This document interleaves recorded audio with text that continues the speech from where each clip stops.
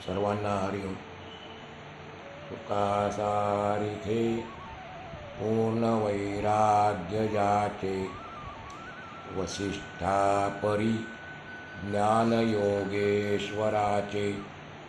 कवी वाल्मिका सारिखा मान्य ऐसा, नमस्कार माझा सद्गुरु रामदासा.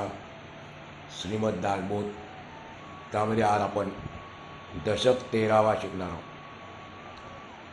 या 13व्या दशकातील हा समास 10वा आहे आणि शेवटचा समास आहे.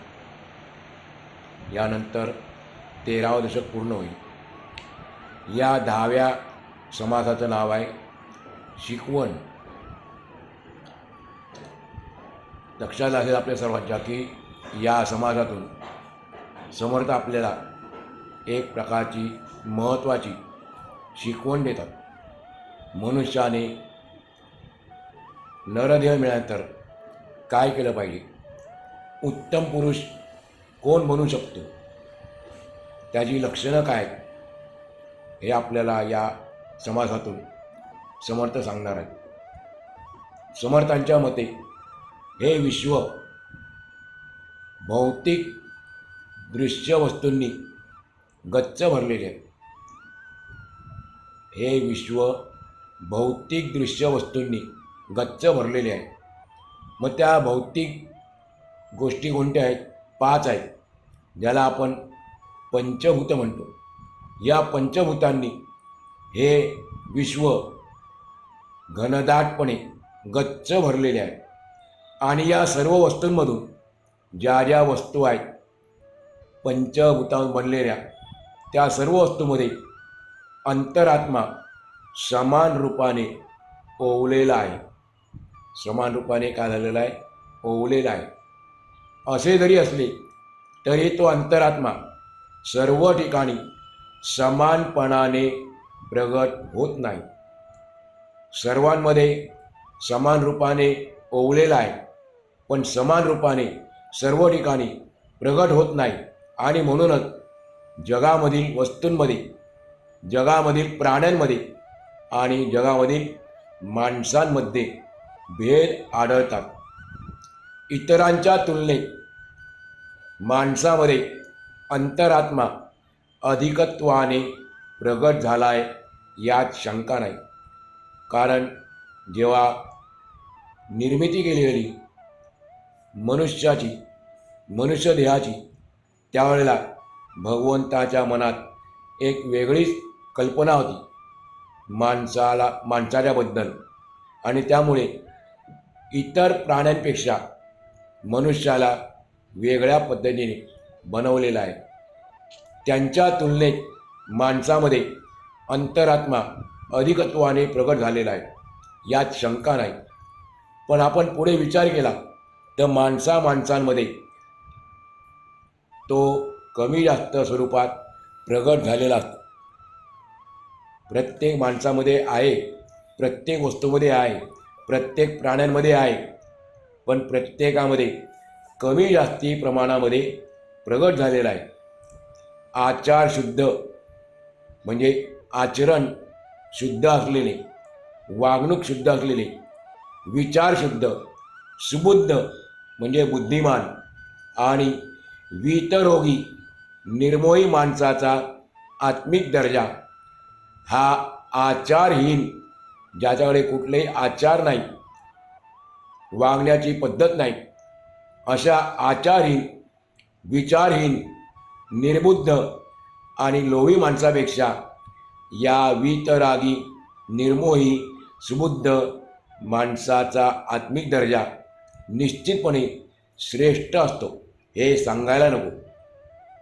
प्राणीमात्रांच्या अंतःकरणाशी मनाने एकरूप होऊन जाणे, प्राणीमात्रांच्या, सर्व प्राणी, जे जे प्राणी आहेत या पृथ्वी तलावर, त्या सर्व प्राणीमात्रांच्या अंतःकरणाशी मनाने एकरूप होऊन जाणे हेच आध्यात्मिक प्रगतीचे मुख्य गमक आहे. आपण आध्यात्मिक वाटचाल सुरू केलेली आहे, पण आपली प्रगती झाली की नाही हे आपण ओळखायचं कसं? तर स्वामीजी आपल्याला त्याचं मुख्य गमक सांगतात की ज्या वेळेला माणसांच्या नव्हे प्राणीमात्रांच्या सर्वच प्राणीमात्रांच्या अंतःकरणाशी आपण मनाने एकरूप होऊन जाऊ, आपण समजायचं की आपली हळूहळू आध्यात्मिक प्रगती होते आहे. अशा प्रकारची संपूर्ण एकरूपता ज्याला साधली तोच उत्तम पुरुष होय. उत्तम पुरुषाची अगदी थोडक्यात कमीत कमी शब्दामध्ये स्वामीजी व्याख्या करतात. काय सांगतात? प्राणीमात्राशी मनाने ज्याने एकरूपता साधली तोच उत्तम पुरुष आहे. अशा पुरुषाने लोकसंग्रह करावा, म्हणजे लोकांना एकत्रित करावे. त्याने कधीही कोणाचेही अंतःकरण दुखवू नये. स्वामी सांगतात लोकांचा स्वभाव हा लहान मुलांसारखा असतो, म्हणून त्यांना लहान मुलांप्रमाणे वागवावे, समजावून सांगावे आणि हळूहळू त्यांना पुण्यश्लोक बनवावे, पुण्यवान बनवावे.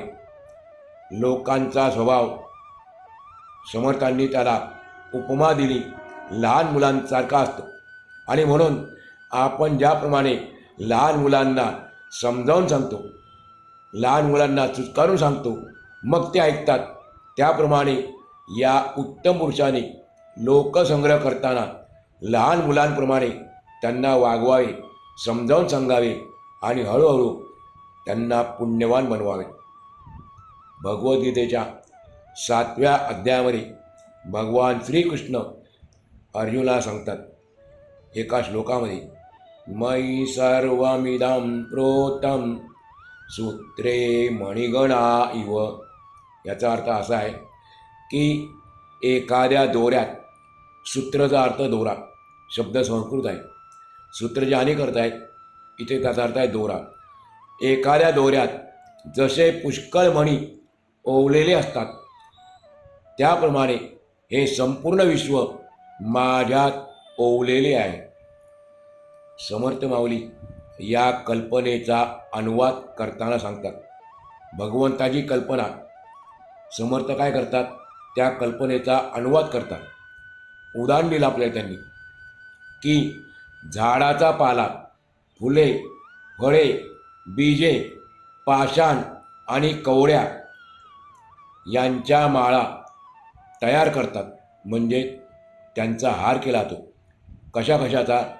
झाडाचा पाला म्हणजे झाडाची पाने, फुले, फळे, त्याची जी बीजं असतात ती बीजं, पाषाण म्हणजे दगडं, दगडांचे देखील हार बनवतात. त्यानंतर कवड्या, कदाचित जुन्या लोकांना माहीत असतील कवड्या म्हणजे काय ते, त्याचाही हार बनवतात. पण त्या सगळ्या माळा दोऱ्यामुळे होतात. हार कसा तयार होतो, माळ कशी तयार होते, दोऱ्यामुळे होतात. दोऱ्यामुळे ते एकत्र येतात. शिवाय जाळ्या, ओळी व चांदवे या वस्तू देखील सुतापासून तयार करतात. या सगळ्या प्रकारच्या माळांमध्ये, हारांमध्ये दोरा ओवलेला असतो. दोऱ्यामुळे मणी नीटपणे एकत्र येतात.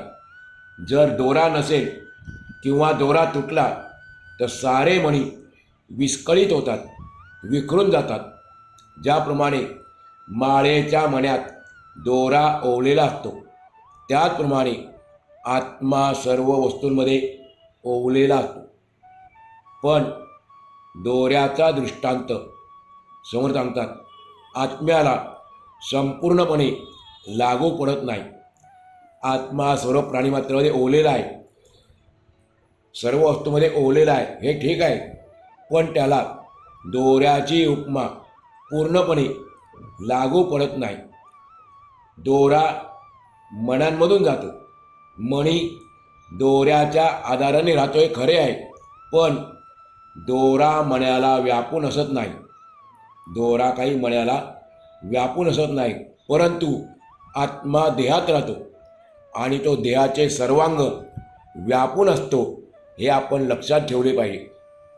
आत्म्याच्या ठिकाणी चेतना सहजपणे आहे, ती दोऱ्याच्या ठिकाणी नाही. फरक काय बघा, दोऱ्याचा दृष्टांत का लागू पडत नाही? आत्म्याच्या ठिकाणी चेतना आहे आणि तो आपल्या प्रत्येकामध्ये आहे, म्हणून आपण सजीव आहोत, म्हणून आपल्यामध्ये चैतन्य आहे. जर तो आत्मा नसेल तर आपण अचेतन आहोत.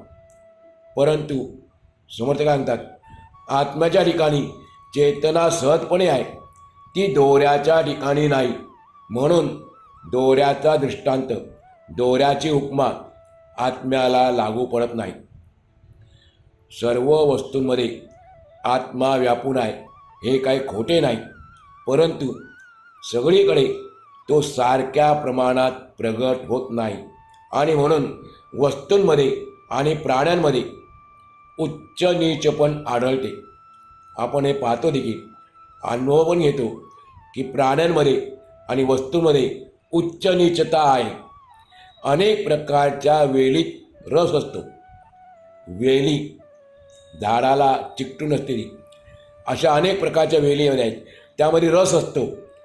उसातही रस भरलेला असतो, पण तो रस आणि रसहीन उसाची चिपाडे एकसारखी नसतात. देह कसा आहे, जर आपण नुसता देहाचा विचार केला तर देह अनात्मा आहे. अनात्माचा आपण अर्थ पाहिला मागच्या वेळेला. अनात्मा याचा अर्थ आहे अचेतन आहे, अशाश्वत आहे. देह अनात्मा आहे, तर देहात राहणारा आत्मा आहे आणि त्याहून जो परमात्मा आहे तो श्रेष्ठ आहे.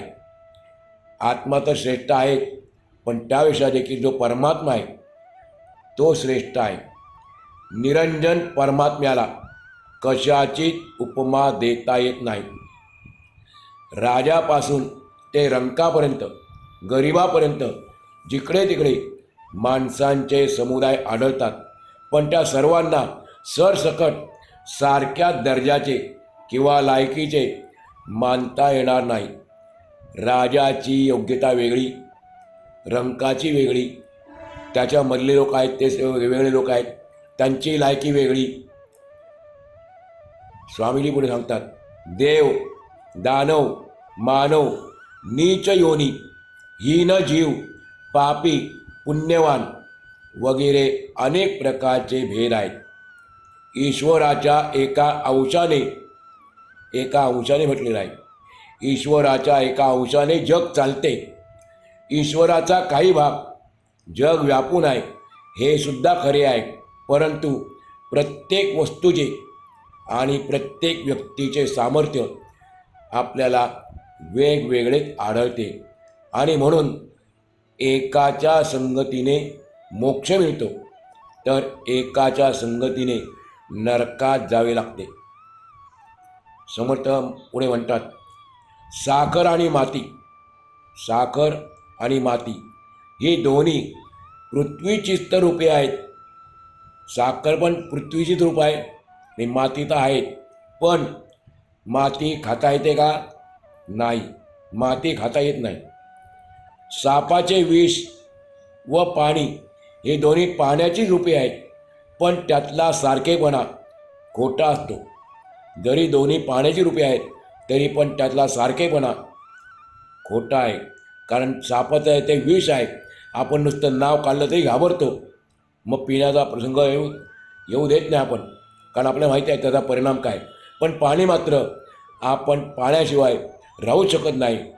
दोन्ही पाण्याची रूपं आहेत, पण त्यामध्ये असलेला सारखेपणा हा खोटा आहे. एखादा पुण्यवान मनुष्य आणि एखादा पापी मनुष्य या दोघांमध्ये अंतरात्मा एकच आहे, यात वाद नाही. पण म्हणून साधू आणि भोंदू या दोघांना समान मानता येत नाही ना. यांना समान मानून मर्यादा मोडणे योग्य नाही. सगळ्यांमध्ये अंतरात्मा एकच आहे खरा, म्हणून शूद्राला पंक्तीत घेऊन जेवणे योग्य नाही. त्या काळातले मांडलेले विचार आहेत. शूद्र म्हणजे चौथा वर्ण, ब्राह्मण, क्षत्रिय, वैश्य आणि शूद्र.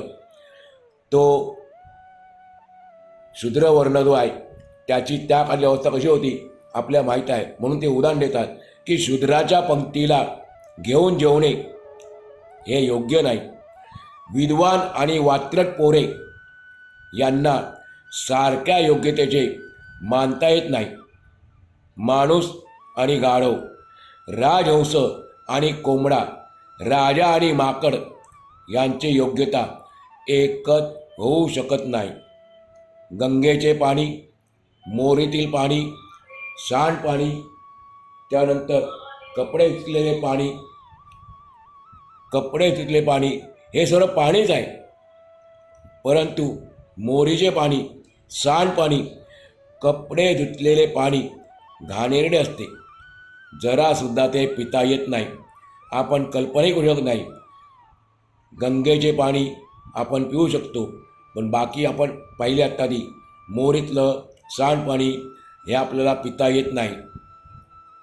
सांगण्याचा मुद्दा असा की शुद्ध आचरण असलेला आणि त्यातही शुद्ध विचार असलेला, अनासक्त मनाचा आणि शुद्ध बुद्धीचा माणूस इतर माणसांपेक्षा केव्हाही श्रेष्ठ दर्जाचाच असतो. समजा एखाद्या भित्र्या मनुष्याला खऱ्या शूर मनुष्यापेक्षा अधिक मोठा दर्जा दिला आणि त्याला पाठवले, आता तू शूर आहे, युद्ध करायला जा. तर युद्धाच्या प्रसंगी त्याची सगळी फजितीच होईल ना. एखाद्या श्रीमंत माणसाला बाजूला करून दरिद्री माणसाची सेवा चाकरी केली तर आपल्या पदरात काहीच पडणार नाही. एका पाण्यापासून सगळे उत्पन्न झाले हे सुद्धा खरे आहे. तरी जे खायचे ते नीट पाहूनच खाल्ले पाहिजे. सरसकट सगळे खाल्ले तर तो मूर्खपणा होईल की. पाण्यापासून अन्न तयार होते आणि अन्नाची पोकारी होते, म्हणून वांतीचे भोजन करता येत नाही. म्हणून या जगामध्ये जे निंदे आहेत ते सोडून द्यावे आणि हृदय आहे ते आपल्या अंतःकरणामध्ये आपण वागवावे. सुरुवातीच्या श्लोकामध्ये आपण पाहिलंच होतं, समर्थ म्हटले होते, जनी निंदते सर्व सोडून द्यावे आणि जनी वंदते सर्व भावे करावे. आणि अशा रीतीने जगामध्ये आपण आपली कीर्ती भरून टाकावी. हीनाचा अवलंब करणे, हीन गोष्टी, नीच गोष्टीचा अवलंब करणे हे करंटपण आहे. ते अगदी टाकून त्याचा त्याग करून मनुष्याने उत्तम पुरुष बनावे. सगळ्या लोकांना खुश ठेवावे. लोकांचे मनोगत ओळखून आणि सांभाळून त्यांना हळूहळू शिकवावे. कोणाचेही मन न दुखावता सर्वांची मनाने समरस व्हावे. उत्तम पुरुषाला जे उत्तम आहे, सर्वोत्कृष्ट आहे तेच आवडते. पण हीनवृत्तीच्या माणसांना ते आवडत नाही. म्हणून देवाने तसले करंटे निर्माण केले आहेत. शहाण्या माणसाने आपले करंटेपण सोडून द्यावे आणि उत्तम लक्षणे स्वीकारावी. मग कशाचा स्वीकार करायचा? समोर सांगता आपल्याला, हरिकथा, प्रवचन, कीर्तन, नीती, न्याय ही उत्तम लक्षणे आहेत आणि याचा आपण स्वीकार करायचा. सर्व लोकांना खुश ठेवणे ही उत्तम विवेकाने वागण्याची किल्ली आहे. लोकांना हळूहळू पुण्यवान बनवावे. लोकांचे मन आणि वागणे आता आपण ऐकल्याप्रमाणे लहान मुलांसारखे असते. ते ओळखून, लोकांची मने ओळखून, लोकांचे वागणे ओळखून, लोकांशी वागताना लहान मुलांच्या चालीनेच चालावे. मुलांच्या मनाप्रमाणे त्यांना आवडेल ते बोलावे आणि अशा रीतीने त्यांना हळूहळू शिकवावे. लोकसंग्रह करणाऱ्या पुरुषाचे मुख्य गोष्ट त्याने काय केली पाहिजे ती म्हणजे लोकांचे मनोगत राखले पाहिजे. आणि हेच खरे चातुर्याचे लक्षण आहे. चतुर उत्तम पुरुष कोण आहे? तर आपल्याला स्वामी सांगतात, लोकांचे मनोगत राखता येणे हे चातुर्याचे लक्षण आहे. आणि हे ज्याने राखले, लोकांचे मनोगत ओळखले आणि तो तसा वागतो, त्याला म्हणायचं चतुर पुरुष, उत्तम पुरुष. असा जो चतुर मनुष्य आहे तो साम, दाम, दंड आणि भेद यासारखे मार्ग चांगल्या प्रकारे जाणतो. लोकांना समजवायचे हे 4 मार्ग आहेत. साम म्हणजे पहिल्यांदा त्यांना सामोपचाराने, प्रेमाने सांगून पाहिजे. जर ऐकलं नाही तर दाम म्हटलेलं आहे, म्हणजे पैसा धन देऊन त्यांना आपला विषय, आपल्या मनातली गोष्ट समजावून सांगायची. तरी ऐकत नाही, मग तिसरा उपाय आहे दंड. दंड म्हणजे शिक्षा. आणि तरी ऐकलं नाही तर शेवटी मिळाला भेद. जो चतुर मनुष्य आहे तो हे 4ही मार्ग चांगल्या प्रकारे जाणतो. इतर सर्वांना स्वामीजी सांगतात वेडे समजावे, पण एक गोष्ट शहाण्या माणसाने लक्षात ठेवलीच पाहिजे, ती म्हणजे त्याने वेड्यांना उघडपणे वेडा कधीच म्हणू नये. कुणाचे वर्म, कुणाचे व्यंग म्हणजे त्याच्याकडे दोष उघडपणे कधी प्रगट करू नये. लोकांमध्ये वागण्याची अशी रीत ठेवावी. जर लोकांमध्ये आपण वागण्याची अशी रीत ठेवली तरच निस्पृह महंताला पुढारीपणात यश प्राप्त होते. जो उत्तम पुरुष आहे, जो निस्पृह आहे, त्याला यश प्राप्त होते. अनेक ठिकाणी त्या उत्तम पुरुषावर, निस्पृह महंतावर अनेक प्रसंग येतात. अशा वेळी जो प्रसंग येईल तो प्रसंग ओळखून वागावे. त्याने प्राणीमात्राच्या अंतरंगाशी अगदी एकरूप होऊन जावे. दुसऱ्याचे मनोगत सांभाळून वागले, दुसऱ्याचे मनोगत, मनातली गोष्ट ओळखून सांभाळून वागले तरच परस्परांमध्ये एकरूपता वाढते.